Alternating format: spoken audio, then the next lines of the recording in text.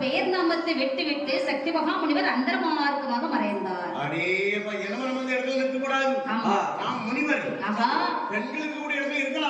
கண்டிப்பாக சரி. 7 அறைக்கு பெண்களையும் 2 பிரிவா பிரிகிறாங்க. இருக்குது 7.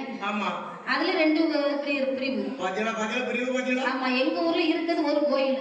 சில ஊர்ல ஒரு கோயில் இருக்குன்னு அதுக்கு 3 கோஷ்டி இருக்கு.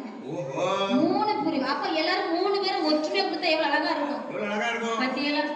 அந்த ஒற்றுமை இப்ப குறைஞ்சுக்கிட்டே வருது.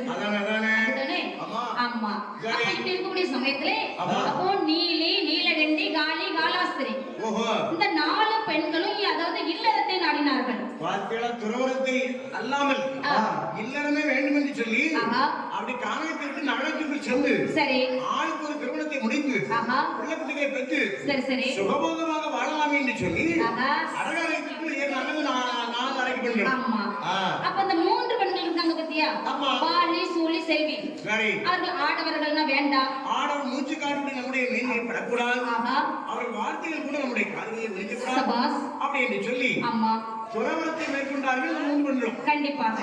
அப்ப அந்த 4 பெண்களும் நீலி, நீலகண்டி, காளி, காலாஸ்திரி நாட்டுக்குள் சென்றார்கள். அவரவருக்கு பிடித்த ஆடவரை திருமணம் செய்தார்கள்.